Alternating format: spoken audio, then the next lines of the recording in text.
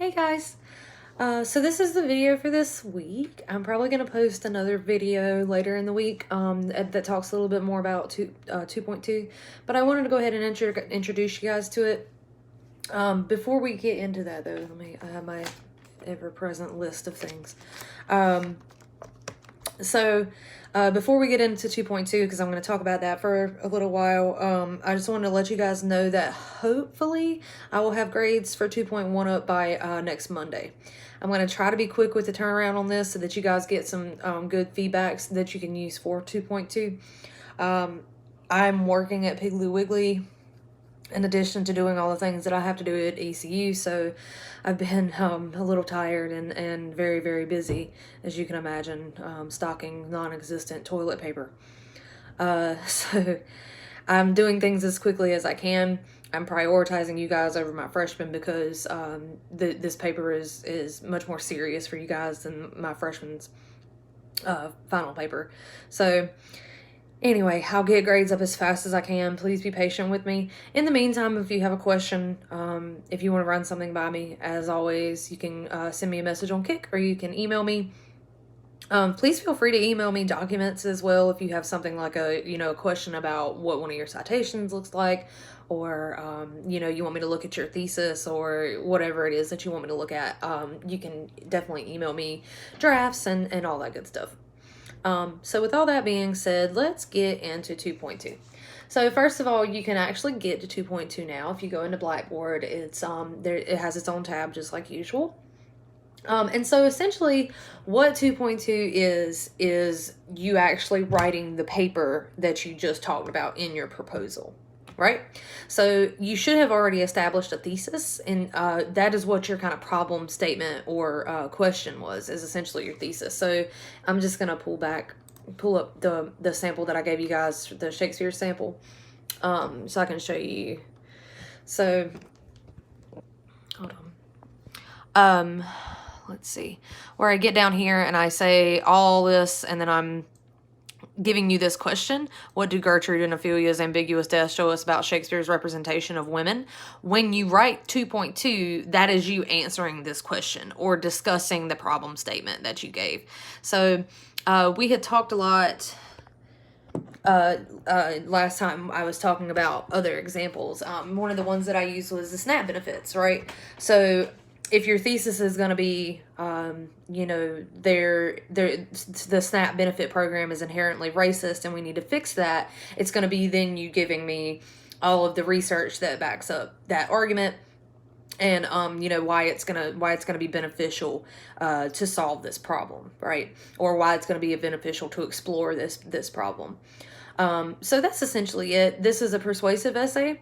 You're gonna want to write this essay for people within your field. So if you're a criminal justice major, then you're writing to criminal justice scholars. If you're social work, you're writing to social work scholars, that kind of thing.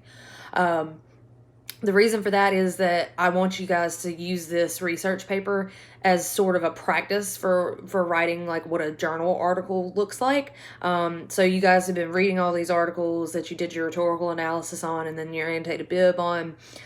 So I really want you to keep that in mind, what those writing conventions are for your field, and model your own research papers after the scholarly articles that you've been reading, to help build your research up. I've cut this assignment back pretty significantly. It's originally a 6 to 8 page paper. I realize that a lot of you guys are struggling with this online transition, and that you have I know I'm well aware of the fact that you have other classes. I'm sure many of you are working, because a lot of college students have grocery store jobs like I do, or restaurant jobs and things like that. So I'm trying to be very flexible with you guys. So I've cut the length back on this paper. I don't remember what I cut it back to. Sorry, hold on one second. So this paper is going to be between 3 and 6 pages. Like I said, I think my original assignment sheet had it being like 6 to 8 pages. So I've cut this back pretty significantly. If you're doing this, and you really, really want that good practice with writing, you can certainly write more than 6 pages. I would limit myself to 8 probably, 8 to 10 if you really want to write that much, but you are certainly under no obligation to write that much, minimum of 3 pages. And of course that doesn't include your title page, references page, and abstract. I also usually force you to get 4 more sources besides the one from your annotated bib, and I've cut that back to 2. So in total, you have to have 6 sources. But good news is 4 of those sources, in theory, are going to be the sources that you use for your annotated bib. So you've already read those and you already have those under your sleeve. You just got to find 2 more. A piece of advice, just a general piece of advice, is to use your sources to find other sources. This is something that I'm teaching my freshmen as well. So my freshmen are writing a paper about nature, right? So I found this article about, you know, part of the argument that I'm theorizing for them. So something that you can do in order to find new sources, especially because it cuts out a whole step for you, makes it way easier, is to go all the way to their references, right? The people that they reference, and just look through the kind of titles of these things. And then, you know, if you see a title that sounds like it's something that's very similar to what your source is, take it, copy and paste it, throw it into one search and joiner, and then you've got another source, right? So utilize the sources that you already have to find new sources, because they're going to be quoting, you know, other people as well and have a really detailed reference page. And you can trust also that the sources that you're finding via your articles are going to be, you know, scholarly, well-researched, peer-reviewed, reliable sources. So that's something you should practice. Also, try to keep in mind, guys, that I want you all to have research that is no more than 10 years old. So if it was published before 2010, try to avoid it. If you absolutely can't do that, or if you find a source that is really, really valuable that was published in 2009, you can use it. But generally speaking, try to trend towards newer research. And that's because, you know, since you guys are all in the sciences, there's new research constantly that comes out based on, you know, population changes and new technologies and all that good stuff. So try to use as up-to-date resources as you can. But if you can't, like I said, it's not a huge deal, but that's something that you might want to keep in mind. Okay, so let's see. I talked about that. Like I said, later in the week, I'm going to try to publish a couple more videos. They'll be short-ish. Where I'm going to go through a sample, you know, I'm going to write you guys out a sample like I usually do, sample intro and outline, that good thing. I'm going to go through some former students' work that I think it's an A paper, so it'll be good to model off of that student. I'll go through a mock grade for building bridges. I'm going to go through a bunch of different things so that you guys have a really good understanding of what exactly I'm asking you to do.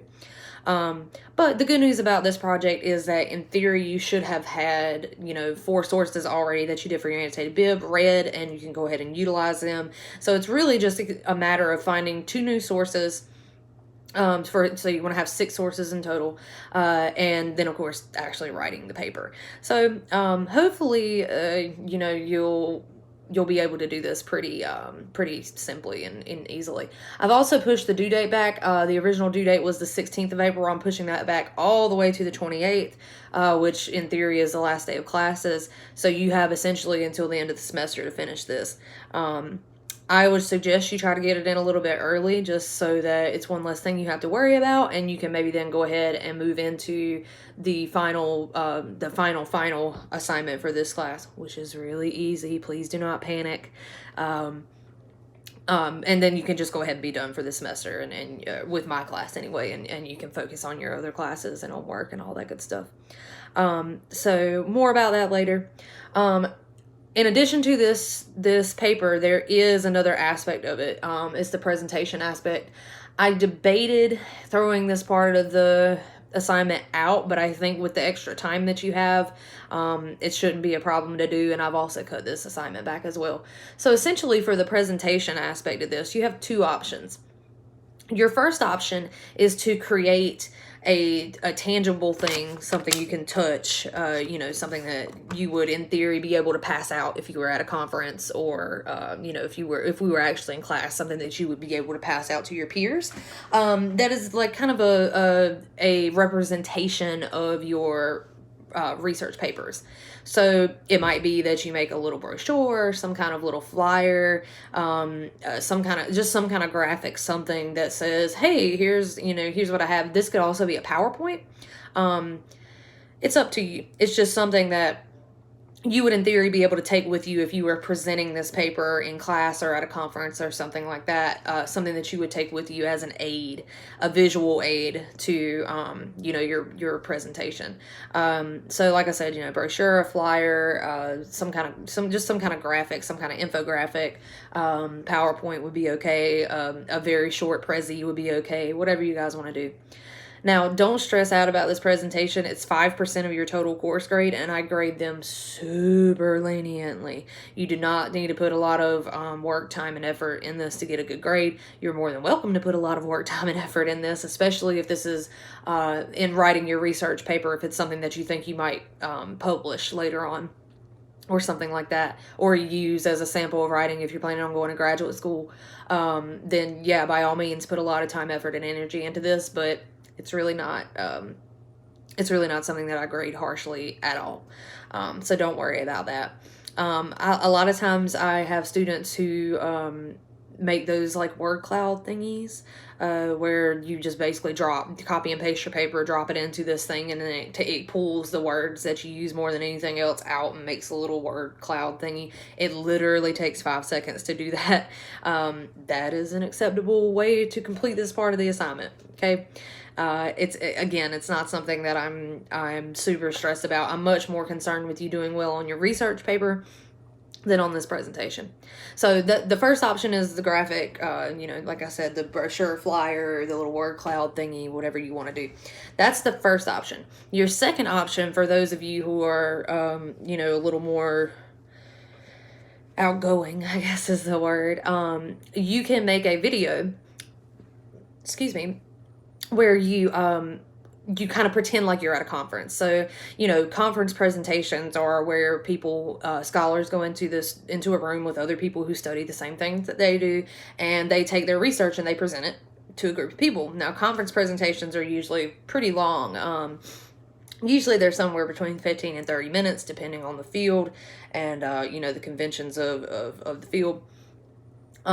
But this assignment, if you choose to do this, essentially you'll make a video, just like I make for you guys every week, where you're doing a presentation, an oral presentation of your research. So essentially you can come in and you would summarize what your argument is into a video.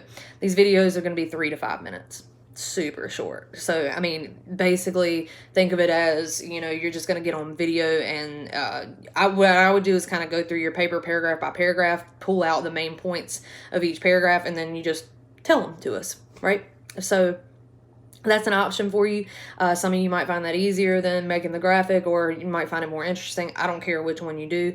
Again, it's graded very, very leniently, and it's only 5% of your entire course grade, so even if you didn't do it, it wouldn't affect you very, very much in the long run. So just keep that in mind. Like I said, super leniently. I don't think I've ever had anybody who actually turned it in. I don't think anybody's ever made less than an A- ever. So yeah, just, you know, it's don't stress about it. It's just something that I want you guys to do, because otherwise, if I were to get rid of the assignment overall, it would kind of mess up my grading. And so it's just easier to keep it and make it super simple. Then the good news is, if you actually turn it in, chances are the lowest grade you're going to get is a 90, and that's really not going to hurt you. It's going to boost your grade rather than hurting your grade. So don't stress out about the presentations. For those of you who are, Lord Jesus, for those of you who are considering graduate school, or considering, you know, being a professional in your field, you know, really do utilize this. Especially if you're planning on going to graduate school at some point or another, it's going to be a good idea for you to actually present at a conference. So this is a really like low stakes way of you getting some practice in what a conference presentation would look like. So just consider that. But again, like I said, no pressure to do either choice, and you can do whatever you want essentially, and you're gonna get a good grade. I mean, as long as you turn it in, it's a pretty easy grade. So that's about it. At some point, because I had planned for this during face-to-face instruction, which obviously we can't have, I am going to set up the opportunity for you guys to have a conference with me. So if we do the conference thing, this is how it's going to work. I'm either going to, and it'll be kind of up to you. I can give you both options. I can either have a literal face-to-face, via video chat through, I think I can do it through Instagram. I'm going to research that a little bit more. But we can do a literal face-to-face conference. This might be better for those of you who are, more of auditory learners, because you'll actually hear me talk in real time. A lot of you seem to thrive off of that. Or if for some reason you don't have enough bandwidth, or, you don't want to actually video conference, that's perfectly fine. We'll do it over email. So, essentially what would happen with the email one is you'll send me your paper. I will go through and make comments on it and, send it back to you. And that'll essentially be it. But that'll be later on. I'm probably going to wait until, let's see, today is the 6th. Your papers are due on the 28th. So that will probably happen in that week before the papers are due. So between the 20th and the 25th. Because I want you to be as far along in the process as possible before we have the conferences. That way you get more thorough feedback. And you'll also still have, 4 or 5 days after the conference to make revisions and to move things around, change things. I am also going to talk with Miss Manville. I haven't ran this by her yet, but I'm sure. Well, I'm not sure. I know for a fact she's going to be very happy to do it. I've also talked with her, and I think I'm going to set it up where she can do the same thing with you guys.